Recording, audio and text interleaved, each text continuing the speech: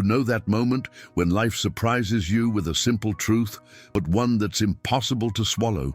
Well, that's what happened to me when I turned 73. I was sitting on the balcony, looking at the sea, when I realized something no one taught me. The more time passes, the more we begin to disappear, not suddenly, but little by little, with each small concession we make in the name of love. It's a silent erosion. And the worst part is that it begins when we still believe we're doing the right thing. For decades, I worked, built, helped, loved. I did what everyone does. I dedicated my life to my family, my children, my friends, my responsibilities.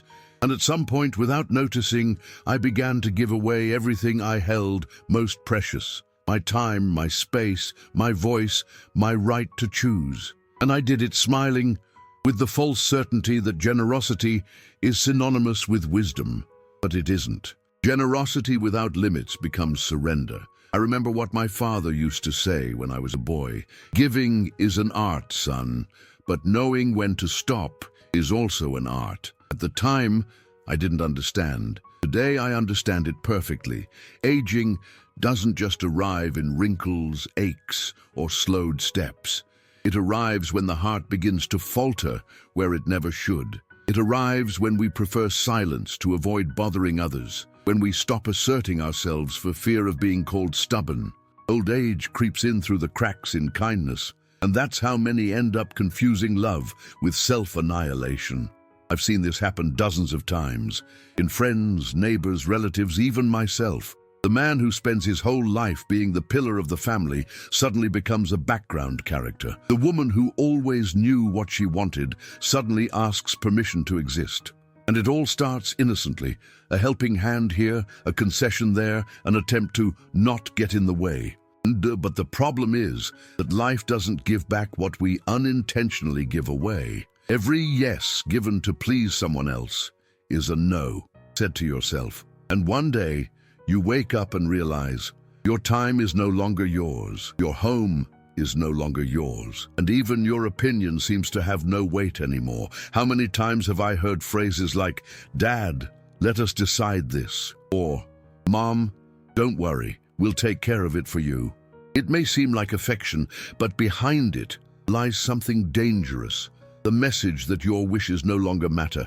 And it is in that almost imperceptible instant that the slowest death of all begins, symbolic death. The person continues to live, but loses the right to be the protagonist of their own story. I say this without bitterness. I speak as someone who has seen too much. I have seen strong men treated like children. I have seen wise women silenced with a condescending smile. I have seen families that, without realizing it, erase those who most shaped them. And all of this for a common reason. No one teaches the elderly how to set boundaries. Society teaches us to work, to care for others, to be generous, but no one teaches us to say enough is enough. And that's exactly what destroys so many good people. Because when love knows no boundaries, it ceases to be love. It becomes submission. One day, a neighbor told me something I'll never forget. I used to think that getting old meant getting weak, but now I see that it's when everyone starts making decisions for me.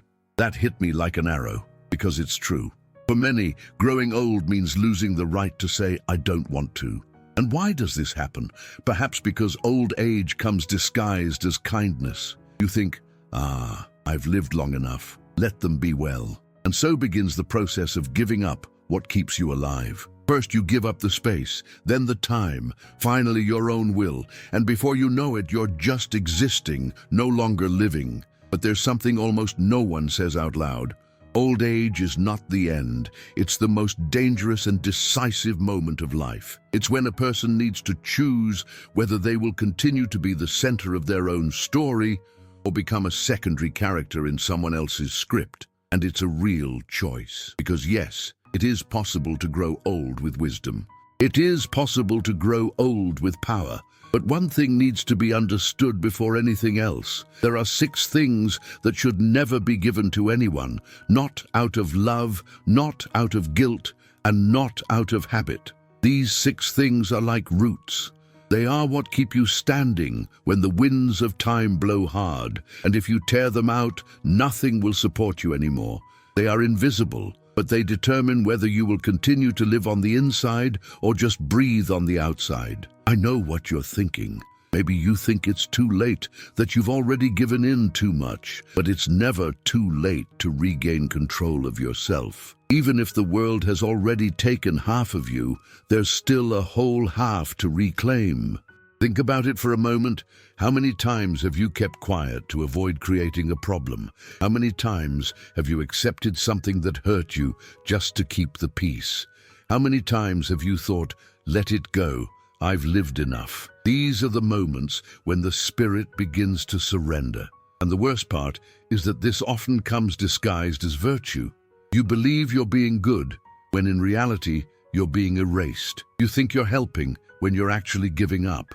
You think you're in love when you're actually disappearing. But true love doesn't require sacrificing one's own essence. Love that demands you erase yourself is not love. It's dependence. Dependence is the opposite of freedom, which is the foundation of human dignity. I've learned through life and through mistakes that dignity is not pride. It's a border. It's when you look at yourself and say, what's mine ends here. From here on is what I can share, but without losing myself. And Betty, at 73, I realized that life is a dance between what you give and what you keep, and those who don't learn to save disappear. That's why I want to tell you something that few people have the courage to say. Old age is not the time to give everything away. It's the time to preserve oneself. Because those who protect themselves continue to be a beacon for others. Those who fade away become a shadow of themselves. And if you think it's high time for a change, I guarantee you, as long as there's a breath, there's still time. Time to set boundaries, to hold your head high, to remember who you are. But before we talk about what needs to be protected, I want to leave you with a question that could change everything. What is still truly yours? That which no one can take away, not even with good intentions, nor with promises of help. Do you still know what it is? Think carefully, because this answer is the turning point in your story. And that's what I'm going to talk about in the next part, about the first thing that if you give it away, you'll lose more than just material possessions. He will lose his footing, and when that happens, everything else starts to crumble. Do you know what the first thing most people give away without realizing it is? Their own foundation. The place where they still rule, where the air smells like them, where every object carries a memory. Home, the house, not the physical property itself, but the territory of the soul. Home is the last space in the world where you can still be whole. But as the years go by, many give that up in the name of practicality, trust, or an innocent desire to secure their children's future. And that's where the silent crumbling begins. How many times have I heard someone say, I'm going to transfer the apartment to their name so there won't be any problems later? Or, why wait? They'll inherit it anyway. It seems like a nice gesture, an act of love, but it's almost always the first step towards losing oneself. Because a house isn't just an asset, it's the symbol of your right to exist.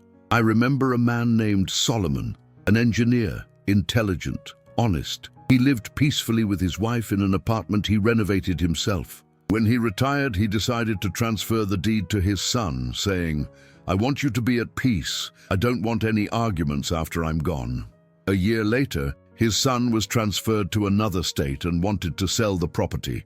Dad, come with us. It will be great. But there, the routine was different. The grandchildren were growing up. The space was small.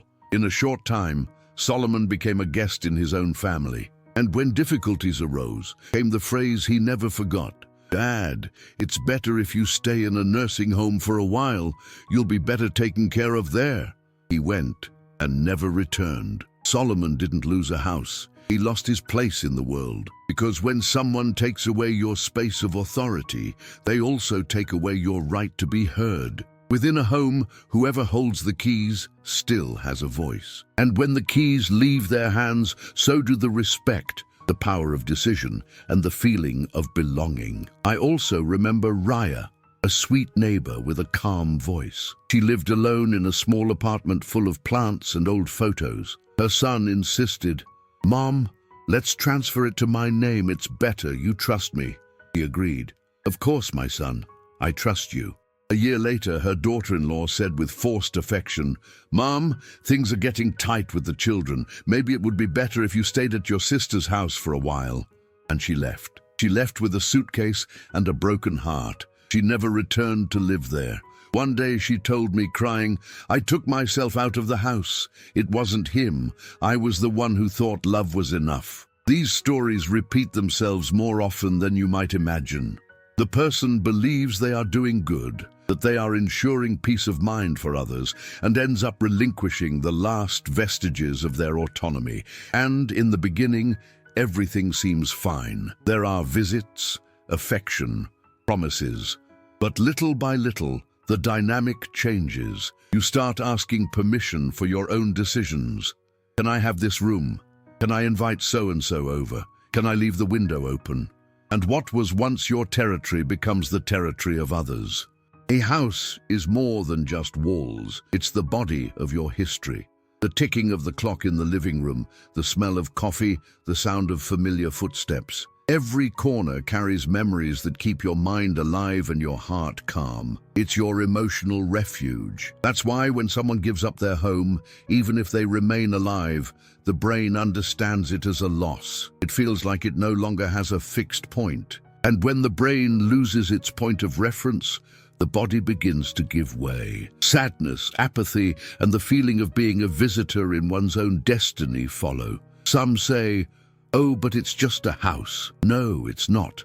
It's a symbol of presence. It's where the world still recognizes you as the owner, where you choose what comes in and what goes out, what stays and what changes. It's the space where your story has a voice. Without it, the soul becomes nomadic, seeking shelter in places that will never be its own. That's why I say, while you're alive, don't hand over your keys. Keys are more than just metal. They are the symbol of command. An old friend, Mayor, used to joke, "As long as the old man has the key, he still has his word." And it's true. The key is the invisible baton of respect. As long as you have it, people remember that that territory still has an owner. It's not about being materialistic. It's about having a safe haven. You can share, you can open the door, you can welcome, but you should never give up the right to close the door whenever you want. Loving your children doesn't mean erasing yourself for them. True love doesn't demand total surrender. It demands conscious presence. Helping is one thing, erasing yourself is another. Many believe that giving away a house is a gesture of trust. But what happens afterward is that unconsciously, people begin to see you as someone who has passed the baton, and respect shifts.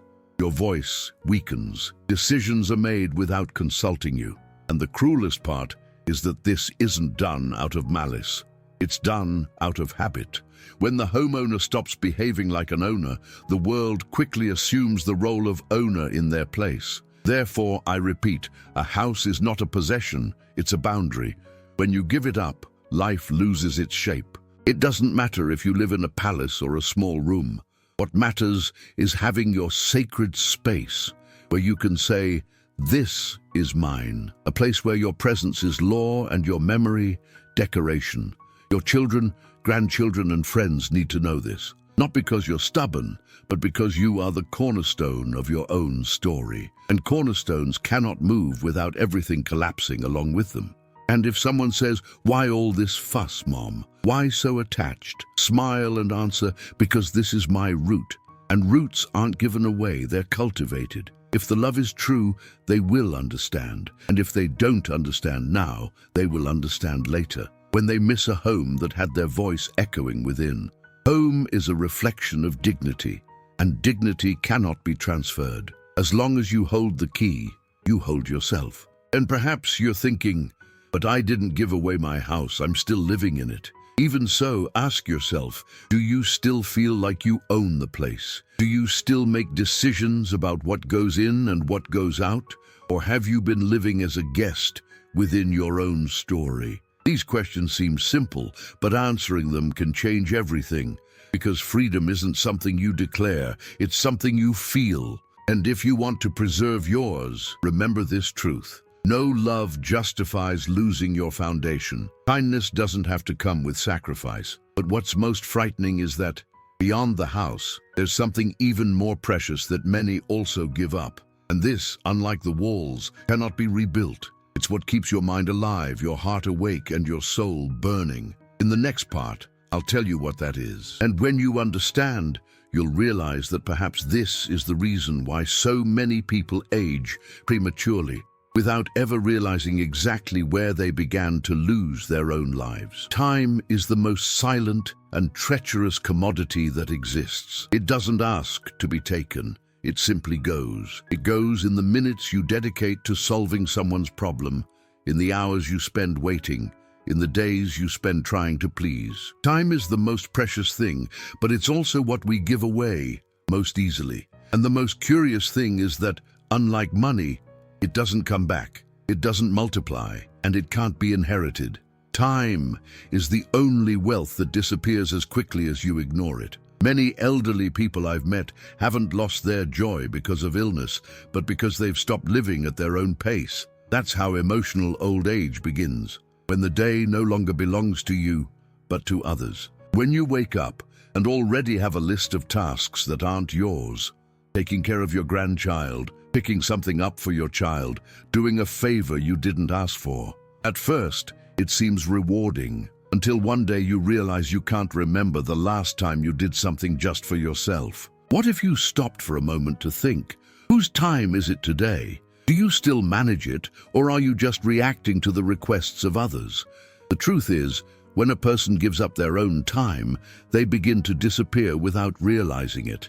The body continues, but the soul tires. I remember a man named Isaac, retired, healthy, full of stories. After he stopped working, he became the family's right-hand man. He took his grandchildren to school, picked them up, cooked, fixed things that broke. He was admired, but he wasn't free.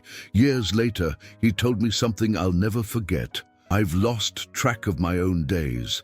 I no longer know when I woke up because I wanted to, or when I went to sleep because I was tired. Everything I do is for someone. And it was only when he fell ill that the family realized what they had done. That strong, always willing man no longer reacted. He remained silent, looking at the clock, like someone trying to find the time he had lost. There's a type of tiredness that the body can't explain, but that originates in the soul. It's the tiredness of living according to other people's schedules. When life becomes a sequence of imposed obligations, the brain begins to lose its sparkle. This isn't philosophy, it's biology. The human brain feeds on purpose. It needs goals, curiosity, small achievements. When you spend days without choosing, without deciding, without moving of your own accord, dopamine production plummets and the world turns gray. Have you ever noticed how, when you're excited about something, the hours fly by? But when you're doing something out of obligation, every minute feels like a burden. This happens because time doesn't have the same value for the body and the mind. When time is yours, it nourishes you. When time is stolen, it consumes you. So I ask, what have you been doing with your time lately? Does it still have its own rhythm, or has it become part of someone else's routine? There are people who reach old age believing they no longer have the right to say, "I don't want to today," as if resting were a sin and saying, "I can't" was selfishness. But it's not. It's survival. There's a concept I learned by observing elderly people who remain lucid and cheerful even as the years go by. They all have a personal routine, a small daily ritual that no one interferes with. Some walk at the same time, others tend to their plants, others read a page of a book in silence. It may seem like little, but that's where freedom resides. It's in those inalienable minutes that the brain understands, I'm still in control of myself. What if you could choose right now 1 hour of the day just for yourself? What would you do? This simple question is a test. If you can't answer it, perhaps you've already given away more time than you realize. Because time isn't just chronology, it's identity. When you lose control of it, you begin to lose your own form. I saw this happen with Avraham, an 80-year-old man who always said he didn't have time. "What do you mean?" I asked. He laughed. "I don't have time, doctor. My children always need something, my grandchildren too. When I think about resting, it's already night." One day, I decided to ask, And what would you do if you had time? He was silent, then replied, I would listen to music. And in that simple sentence, everything was there. The forgotten desire, the denied pause, the man who still existed, but who no longer had space in his own day. The time you set aside for yourself is the fuel of the soul. It doesn't need to be long, but it needs to be yours. When you force yourself to fill every minute with other people's tasks, you stifle your mind. And what comes next is predictable. Tiredness, discouragement, memory loss, confusion. It's not age that weakens the mind, it's the absence of free time. Have you ever noticed how other people's needs always seem more urgent than your own? It's as if the world has decided that older people need to be constantly available. But the truth is that being available all the time is the most disguised form of emotional slavery. Love doesn't demand that you always be ready. It only demands real presence when you are. What if tomorrow you decided to set aside an hour just for yourself? What would happen? Maybe the world wouldn't collapse. Maybe for the first time in a long time, you would feel lighter. The clock would cease to be an enemy and become an ally again. And the most interesting thing is that when you start protecting your own time, others begin to respect you more. They realize that you have rhythm, will, purpose. Respect is born when you show that you still have boundaries. There's a pattern I've learned from observing hundreds of people. Those who manage their own time live longer and live better. It's not luck, it's balance. The mind needs breaks, the body needs routine, and the heart needs moments that are for no one but yourself. Perhaps you think it's too late to change, that you're already used to giving too much of yourself. But you're not. The time you have left is exactly the time you can reclaim. Life doesn't wait, but it also doesn't forbid you from starting over. Think about this. How many of your mornings are still truly yours? How many afternoons belong to your desires and not to obligation? And if the answer is few, it's a sign that the clock is already demanding payment for something you didn't owe. But there's still time to turn things around. Just start with a simple gesture. Look at the clock and say, this time is mine. And if someone calls you, smile and say, not now. This short, firm phrase is a form of healing. Time is what shapes the spirit. It is the interval between what you were and what you can still be. When you regain control of it, the soul breathes again. And when the soul breathes, the body awakens. But there's something even deeper. Something that sustains all of this, and that many people lose without realizing it. The voice. Not the voice that speaks, but the voice that decides. The voice that says yes and no consciously. Because it's no use having a house and time if you've already surrendered your own will. And that's what I'm going to tell you about in the next part. About the power of continuing to speak, even when the world tries to silence you. Because silence sometimes is not peace. It's the beginning of disappearance. There comes a point in life when the body is still present, but the voice disappears. Not because the vocal cords fail, but because the person begins to believe that it is no longer worthwhile to be heard. It is a silence that does not spring from peace, but from resignation. Many confuse this with serenity, but it is surrender. Old age, for many people, begins precisely there. The moment when let it go becomes the answer to everything. I witnessed this silence firsthand. A friend of mine, Yakov, was a professor for 40 years, a cultured, lucid man, full of stories. When he retired, his children began to say, "Dad, you've done so much. Now rest, don't worry, we'll decide." At first, he thought it was good.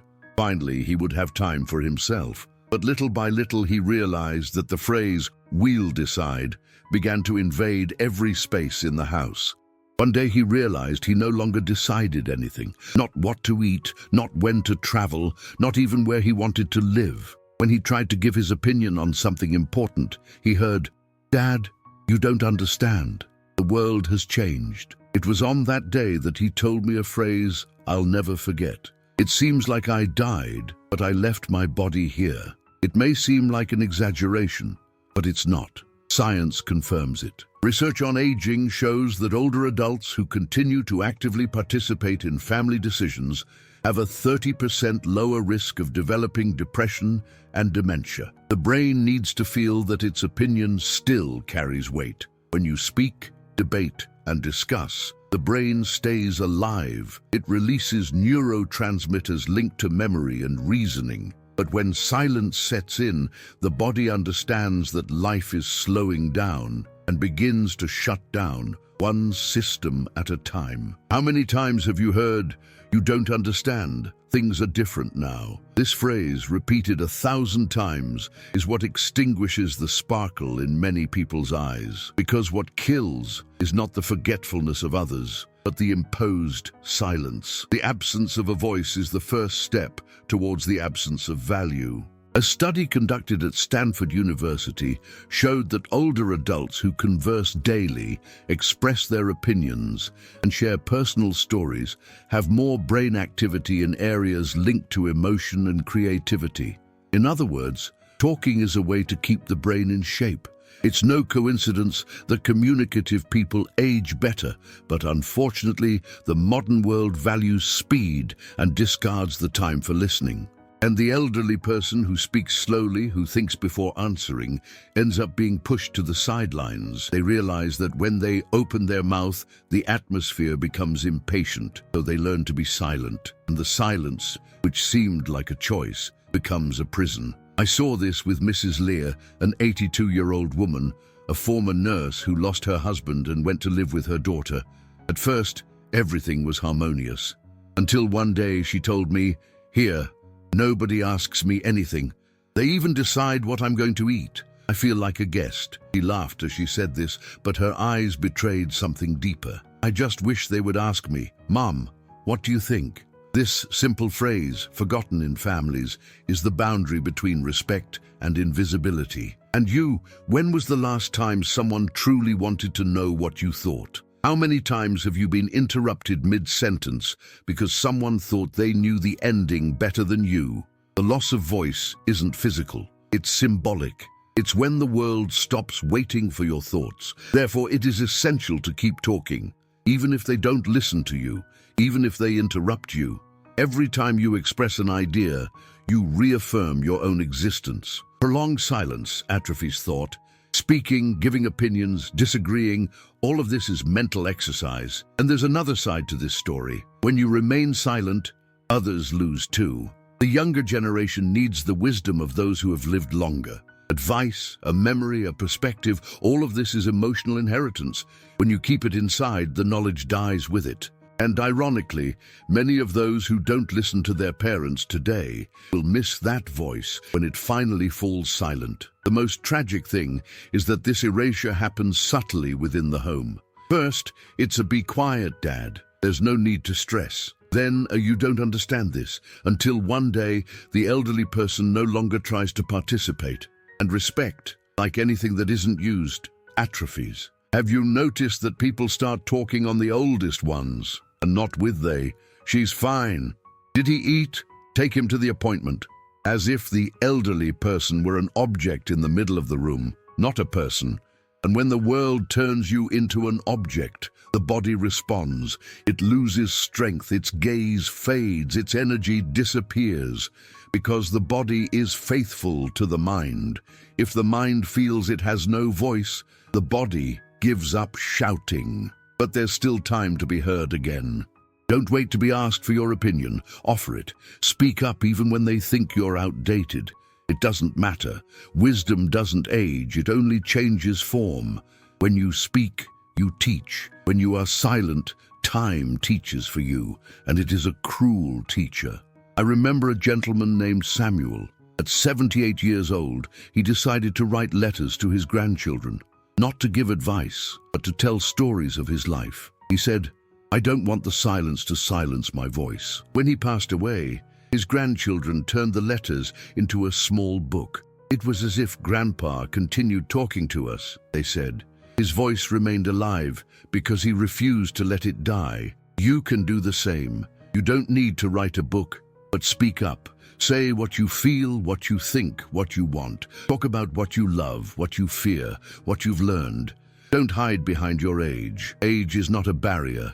It's a biography, and biographies deserve to be told. And if someone tries to silence you, remember this: those who live in silence die twice. The first time when they stop listening to them, the second time when they themselves stop trying. Don't give the world the power to erase you before your time. It's better to be interrupted than to be forgotten. It's better to err trying to speak than to succeed in silence. Your voice is the ultimate mirror of your identity. And here's an interesting fact. Studies show that older adults who continue to make small daily decisions, like choosing what to wear, what to cook, or where to go out, live longer and have better moods. This is no coincidence. The feeling of making a choice activates the same brain areas associated with vitality. In other words, deciding is living. So don't wait for others to choose for you. Choose for yourself. Choose even the little things. What you'll wear, what you'll listen to, what you'll keep. Every decision is a reminder that you still exist. And if someone tells you, you don't understand how the world works today, smile and say, that's true. But the world only got to where it is today because people like me decided before you. Now that you understand the value of your voice, there's something you need to know. Even those who still have a home, time, and a voice can continue to feel empty if they lose the element that connects it all. It's something invisible, but essential, that which makes life continue to have meaning. And that's what I'm going to tell you about in the next part. Because what truly keeps someone alive isn't the beating heart, but the reason why it still wants to keep beating. There comes a point in life when everything you've achieved, home, time, and voice needs to come together to form something greater. Because on their own, these elements are like loose parts of a clock. They only make sense when they work together. And that's where many people get lost. They keep their home, they keep their time, they even keep the right to speak, but they still feel an emptiness they can't explain. The invisible link between all things is missing. The feeling of purpose, of value, that which makes you get out of bed, not just because you have to, but because you still want to live. The truth is, there's nothing sadder than a life without direction. I've seen people with stability, health, and family lose themselves in silence because, despite having everything, they no longer saw a reason to exist. Their bodies followed the script, but their hearts were already switched off. When purpose fades, everything else becomes mechanical. Waking up, eating, sleeping, a soulless cycle. Perhaps you've felt this before. Waking up with no desire to get out of bed, looking around and thinking, all of this is mine, but nothing belongs to me anymore. This feeling is ageless. It appears when life loses meaning, when all you do is keep moving and no longer to feel purpose. But the curious thing is that purpose isn't in grand goals. It's in the small gestures that reaffirm who you are. It's in the routine you choose, the conversations you cultivate, in what still sparks curiosity. The problem is that over time, many people exchange meaning for duty. They begin to live to fulfill roles, being a father, mother, grandfather, caregiver, and forget to live as individuals. Have you ever noticed that no one teaches older people how to live for themselves? From a young age, we learn that maturity is about serving, yielding, caring. But it's almost never about continuing to dream. The result is an entire generation of people who did everything for others and now don't know what to do with themselves. I remember Clara, a 70-year-old woman I met in a hiking group. She told me that for 40 years she had lived for her family. She took care of her children, her husband, her grandchildren. When her husband passed away and her children moved on with their lives, she entered a state of paralysis. I would sit in a chair and stare at the wall. Not because I was sad, but because I didn't know what to do. One day, a friend invited her to paint. Paint? I've never done that, she replied. Even so, she went. And in a few weeks, the expression on her face changed. When I asked what had happened, she said something simple and profound. I discovered that I can still create. That's it. What keeps a person alive is not what they have, but what they are still capable of creating, even if it's something small. The ability to invent a new day is what prevents the soul from aging. Psychologists call this a sense of agency, the perception that you still influence your own destiny. People who believe this live longer, suffer less, and keep their minds active. It's not a coincidence, it's biology. The human brain was made to solve, discover, and decide. When it has nothing left to do but obey, it begins to shut down. Have you ever wondered what the last new thing you learned was? When was the last time you felt challenged, curious, inspired? Many associate learning with youth, but it is precisely in maturity that it matters most. Learning is the natural defense against forgetfulness, against the emptying of the soul. And the most interesting thing is that it doesn't have to be something grand. Sometimes simply taking care of a plant, studying something you've always wanted to, writing in a journal, or teaching what you know is enough. Each new stimulus reignites the circuits of the mind and heart. Life starts moving again when you start choosing again. But there's something few people realize. To feel purpose, you need to respect yourself first. Without respect, purpose dissolves into guilt. You start helping out of obligation, giving out of fear, saying yes because you don't want to disappoint. And that kills the meaning of any gesture. Giving is beautiful, but only when it comes from strength, not from exhaustion. Think about it. How many times have you done something you didn't want to do just to avoid conflict? How many times have you forced yourself to smile when all you wanted was to rest? This constant surrender isn't love, it's self-denial. True love doesn't erase you, it amplifies you. I've seen people reborn simply because they learned to say no. A man who refused to sell his house, a woman who decided to go back to school, another who started traveling alone after 70. Each of them recovered something they thought they had lost, their own inner voice. Self-respect is where dignity and purpose meet.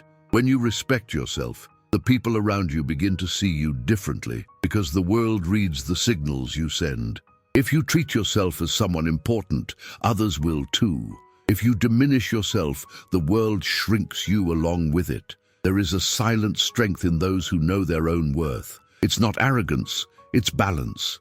It's the energy of those who have learned that aging is not about disappearing. It's about refining oneself. The diamond remains a stone, but now it carries its own light. And perhaps that's the greatest lesson of maturity. You don't need to be useful all the time. You just need to be whole. There's a beauty in simply existing consciously, in looking at the world calmly and saying, I'm still here. But make no mistake, maintaining this state requires courage, because the world sometimes tries to convince you that it's time to be quiet, to give in, to rest.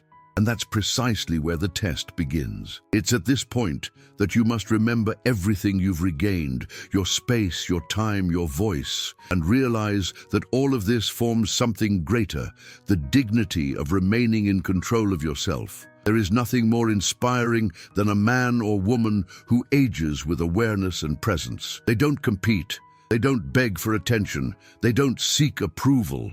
They simply are. And because of that, they illuminate. Now, I want you to think about something. What would you do if you had the chance to start a new phase of your life today? What would be your first act of freedom? This question isn't theoretical. It's the seed of the next step. Because when you regain the awareness that you can choose, everything changes. Loneliness turns into calm, silence turns into introspection, and time becomes an ally again, not an enemy. And that's exactly what I'm going to tell you next. What makes this new awareness truly flourish. The simple, almost invisible gesture that rekindles what many consider lost. Something so small, it fits in a breath, but so powerful, it can change the course of your days forever. There comes a point when life demands fewer answers and more presence. After so many years, so many stories, so many sacrifices, the greatest challenge is no longer conquering the world. It's feeling again that it's still yours. Everything we've talked about so far, home, time, voice, respect, purpose, boils down to a silent choice to continue being the protagonist of your own story. And the most impressive thing is that this choice doesn't depend on age, money, or circumstance. It depends only on an intimate decision to live consciously again. But what does this mean in practice? It means waking up and remembering that the day that begins still belongs to you.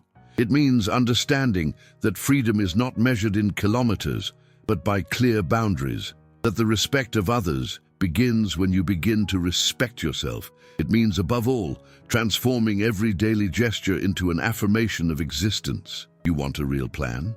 Then here it is. First, start your day by looking inward. Before any news, messages, or obligations, place your hand on your chest and breathe 3 times, slowly. On the first breath, give thanks for having a place that is yours, even if it's a small room, but where you can still say, "I'm in charge here." On the second, give thanks for the time you have left and promise yourself that a part of it will be yours alone. On the third, give thanks for the voice that still lives within you and decide to use it. This small ritual, repeated every day, is not just symbolic. It reprograms the brain to recognize its own importance.